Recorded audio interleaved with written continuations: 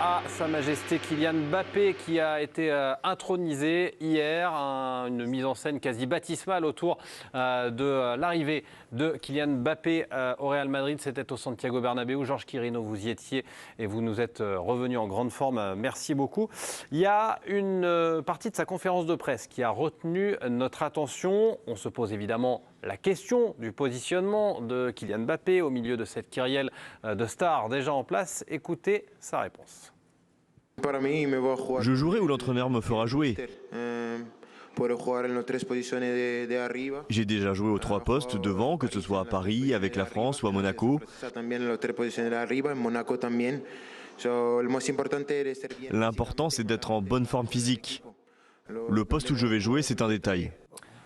Alors, déclaration sincère ou coup de com' de la part de Kylian Mbappé. Eh bien, 4 chroniqueurs ne sont pas d'accord. Ça s'appelle un super duel. Fighting. Du côté de ceux qui le pensent sincère, Dave et Régis Brouard ont décidé de se tenir la main pour défendre Kylian Mbappé. Le coup de com' sera en revanche fustigé par Georges Quirino et Thomas Bonavent. La parole est d'abord à la défense avec on commence par Régis. On commence par Régis. Ça a toujours été, on a toujours gagné comme ça. C'est vrai. Bon, oui. Alors désolé un peu. Alors Dave, pour commencer, vous avez pensé que cette déclaration était sincère? Oui, je pense qu'elle est sincère. J'ai vu un Kylian Mbappé réellement impressionné d'être là, ce qui n'est pas si souvent avec ce garçon. Ce club qui lui a rappelé aussi le poids de l'histoire, qui lui a rappelé ce qu'était une institution. Il en avait conscience, mais on le lui a bien rappelé. Et je pense que tout ça fait que Kylian Mbappé en fait est prêt, complètement prêt, en tout cas dans sa tête, à se mettre au service d'une équipe qui l'a rappelé, à gagner sans lui et gagnera sans lui. Donc je pense qu'il est prêt à tout pour bien s'intégrer. Peut-être que viendra le temps des complications, mais en tout cas hier sur sa conférence de presse, il le pensait, j'en suis sûr. Le roi de la com a réussi à enfumer Monsieur Devapadou. On parle de lui, du roi de la com depuis des années. Et là, évidemment que ça sera un petit agneau sur Ancelotti qui va jouer, on va le dire.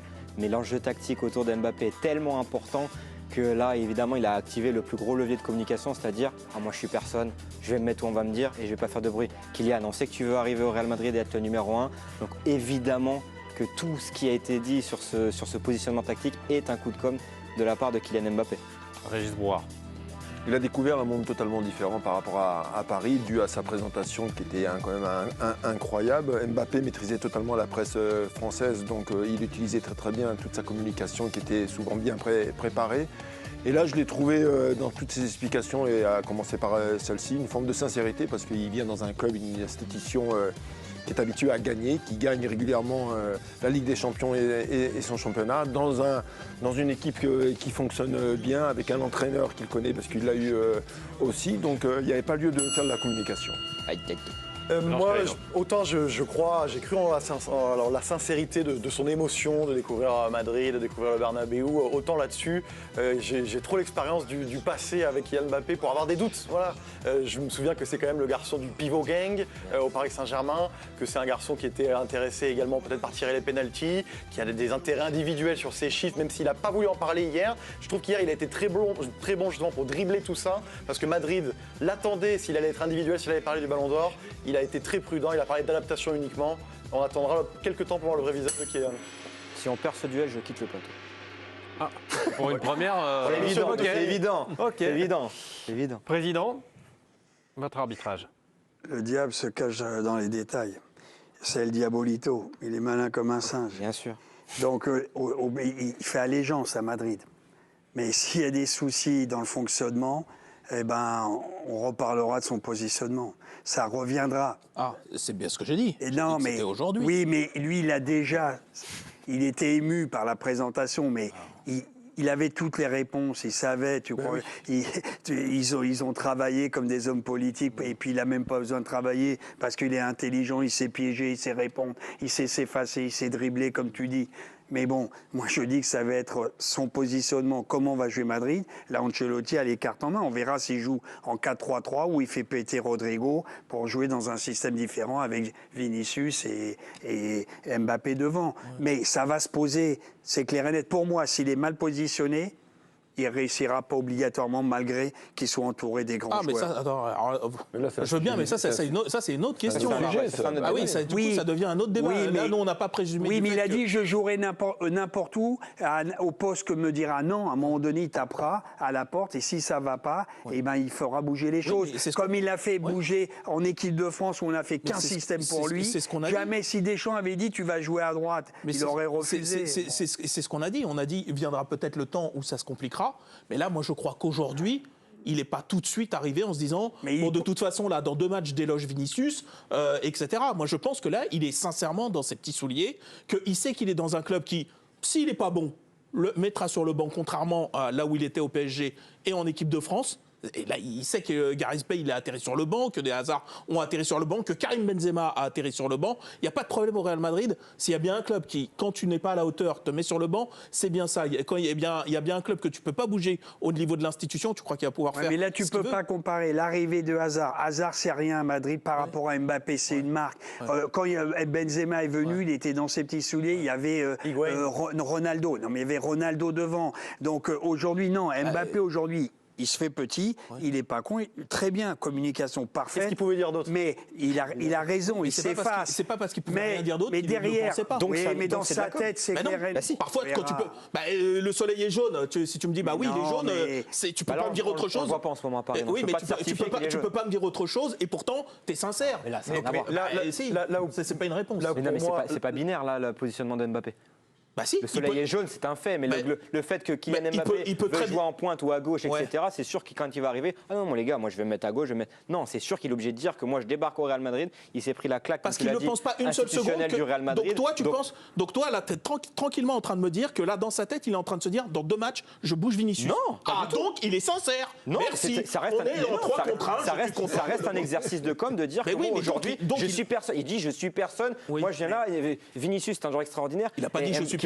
Champion du monde. Il a pas dit Est-ce qu'il a dit je suis personne? Mais non, travestissez pas ses propos. Vous êtes en train de dire c'est le roi de la com. C'est ce qu'on lit à travers les lignes.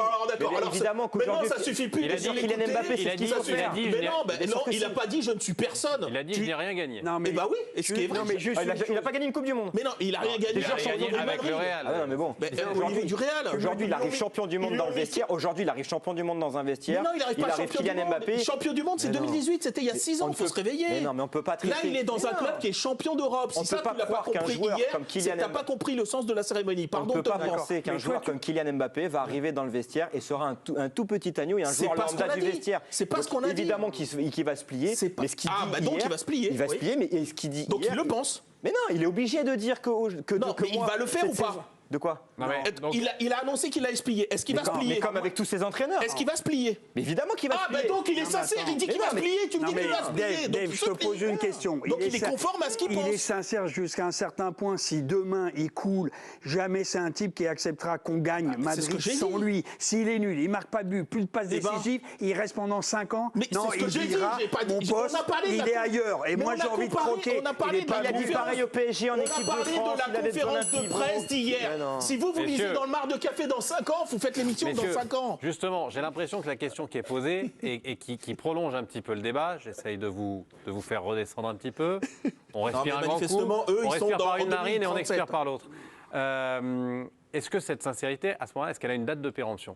Bien sûr. Bien sûr. S'il est nul, s'il ne marque pas et ça ne va pas, il fera toc-toc. Mais c'est ce que j'ai dit. Voilà. Qu'est-ce que je te dis? Si les 4 premiers matchs, je ne sais pas, moi, Carlo Ancelotti le fait jouer à droite et qu'il n'arrive pas du tout à s'exprimer et qu'il est dans cette frustration, justement, de ne pas être à la hauteur de son aventure qu'il imagine au Real Madrid. Évidemment, j'imagine pas Kylian Mbappé ne pas réagir à un moment donné. Donc hier, évidemment qu'il est dans l'exercice de com, Dave, parce que, je sais pas, c'est quand même un garçon qui, jusqu'à maintenant, avait quand même parlé de ses ambitions de Ballon d'Or. C'était quelqu'un qui était dans un récit, un peu comme pouvait l'avoir Neymar avant, comme pouvait l'avoir Cristiano Ronaldo. Aujourd'hui, cette métamorphose au moment où il est présenté, pour moi c'est trop brutal pour être vrai en fait, c'est ça que je veux dire. Non, évidemment c'est la photographie d'un instant. C'est la photographie d'un instant. Oui, mais c'est de ça dont on parle. Et c'est bien ce qu'on a dit. On a dit, en tout cas sur le moment, il arrive dans ses petits souliers et évidemment qu'il le pense. Parce que ce que vous êtes en train de me dire, c'est que ce qu'il dit quand il dit « moi je jouerai où l'entraîneur va me faire jouer », vous me dites il ne le pense pas.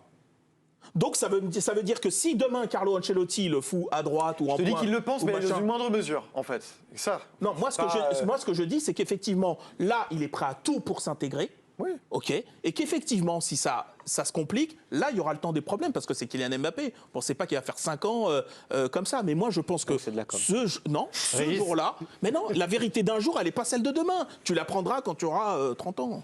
Il y en a 33. Ah mais non, pas ici, pas maintenant. Régis, on vous propose dans la rivière les compositions potentielles du Real Madrid qui nous ont été proposées dans l'équipe ce matin. Une avec Mbappé en pointe, Vinicius et Rodrigo sur les côtés. Une autre avec Bellingham en soutien de Vinicius et Mbappé. Je crois plus à ça. À laquelle vous adhéreriez? Alors ici, l'année dernière, ce fameux losange un peu mobile où ça se désorganisait parce qu'ils étaient très souvent sur les transitions rapides, ils mettaient beaucoup de vitesse. Bellingham, dans une situation d'axe, il est intéressant. Et de mettre 2-6 et les 3 de devant, Bellingham, Mbappé, Rodrigo. Vinicius et Rodrigo, je pense que celle-là, elle me semble beaucoup plus équilibrée. Maintenant, est-ce que Ancelotti va vouloir rester dans ce losange, qui est aussi très intéressant, mais vous vous privez d'un autre joueur talentueux aussi. Et le Real de Madrid aime bien mettre ses stars. Là, tu as quand même 2 joueurs. On ne parle pas d'Hendrix, 17 ans, brésilien, qui pointe et qui a quand même joué avec l'équipe du Brésil, avec les 2 autres Brésiliens, Rodrigo, même s'il est jeune, et Vinicius. Arda Güler, il a fait un Euro extraordinaire. C'est plus le petit tueur qui vient d'arriver. On l'a mis, il a été blessé pendant 4 mois, le genou, il est revenu. On lui a donné 2-3 minutes à jouer. Là, ça va être compliqué. Et tu as toujours Modric, qui pour l'instant, à moins qu'il parte, il a prolongé. Il est remplaçant 1 an. Il faut le gérer, ce vestiaire, parce que tu as des stars. Hein. Mais je pense que ça va être compliqué. La compo qu'on voit à l'écran, moi je pense qu'il va partir sur la continuité de l'année dernière. Là, ce qui est intéressant avec Ancelotti, c'est que parler de schéma, c'est pas forcément très intéressant. Il vaut mieux parler d'animation. Et que quand le Real Madrid aura le ballon, il y aura une animation différente. Quand elle n'aura pas le ballon, il y aura une animation différente. C'est-à-dire que Valverde peut largement occuper son couloir droit. Dans le losange, c'est lui la clé, c'est Valverde. Bien sûr, c'est Valverde qui va occuper le couloir droit. Mbappé va occuper tout l'axe et pourquoi pas occuper cette zone axe et couloir droit pour pouvoir permettre à Vinicius de s'occuper de cette zone gauche et axe gauche que lui adore. Et dans ce positionnement-là, Vinicius, c'est là où il est le meilleur. Mbappé ne peut pas rivaliser avec Vinicius dans ce schéma-là. Donc sur l'articulation offensive du Real Madrid, je pense qu'on partira sur cette composition d'équipe. Rodrigo, il a quand même senti la patate l'année dernière avec sa déclaration veille ou avant-veille de finale où il dit qu'il est un peu inquiet de ce qui va arriver, c'est-à-dire Kylian Mbappé. Donc je pense que Rodrigo saura le sacrifier de cette histoire. Mais c'est certain. C'est sûr. Et malheureusement, Hendrik, 17 ans, il va regarder tranquillement du banc de touche. Il y a une jolie vue sur le Bernabéu et Arda Güler également. Donc je pense qu'on partira là-dessus et que Mbappé va devoir se contenter, malgré le fait qu'il veuille jouer à gauche dans son exercice de com qu'il a fait hier. Et il va devoir se contenter de cette zone axe et un petit peu à droite. Non, il jouera à droite avec l'axe et il marquera plein de buts et il n'y aura pas de soucis. Bah, tant mieux. Oui. Ce que je veux dire quand même, c'est que j'espère pour lui que c'est une déclaration sincère. Parce que nous, on est méchants, les journalistes français souvent, parce qu'on est trop dur avec les joueurs. En Espagne, c'est un autre niveau. C'est-à-dire que toute son attitude, son langage corporel sur le terrain, beaucoup plus qu'ici, va être observé, surinterprété. Donc s'il montre le moindre signe de dépit parce qu'il n'est pas content d'être à gauche de Vinicius, j'ai quand même l'impression qu'il a bien compris où il arrivait. Il connaît les médias, il s'est adressé à Marca, au Chiringuito, en sachant très bien ce qu'ils attendaient de lui. Donc je pense que peut-être que pour ça, il fera quand même beaucoup plus attention encore que quand il était ici sur ces attitudes. Je suis d'accord avec ça, et je pense qu'un des marqueurs qu'il va vouloir afficher, c'est l'effort. L'effort au replacement, l'effort défensif. Ce serait dans la suite de cette déclaration d'hier. Exactement, c'est-à-dire ce que fait très bien Vinicius, alors qu'il a un statut aujourd'hui de star, Rodrigo évidemment, Bellingham le fait. Lui, il ne peut pas arriver et faire ce qu'il faisait ces derniers temps. Parce que le Real de Madrid, c'est une équipe très disciplinée. Exactement, très disciplinée. C'est d'ailleurs pour ça qu'ils déjouent parfois des vents contraires, c'est parce qu'ils font tout score et ils savent souffrir. Lui, Ça fait un moment qu'il n'a pas montré qu'il savait souffrir. Franchement, ça fait très très longtemps. Il va devoir prendre la profondeur aussi. Exactement. Il va devoir cavaler, il va devoir verticaliser cette équipe du Real Madrid. Ce qui fait plus trop depuis un moment. Ce qu'il ne fait plus. Voilà, il a tendance à réclamer les ballons dans les pieds et justement marcher sur les plates-bandes qui sont en équipe de France ou au Paris Saint-Germain. Là, si Vinicius rentre un petit peu axe, Kylian, tu cours. C'est très bien pour lui qu'il aille là-bas, en fait, parce que ce soit au PSG et même aujourd'hui en équipe de France, ce sont des contextes où en fait il est plus challengé, où il est plus mis sous contrainte de faire les efforts, faire le pressing, se battre, faire les appels en profondeur. S'il veut pas les faire, il les fait pas, et personne ne va le sortir pour ça. Là, au Real, pas chez lui. Il est pas chez lui, et tu fais toujours plus d'efforts ailleurs. Merci, tu m'enlèves de la bouche. Ouais, un jour ce sera chez lui.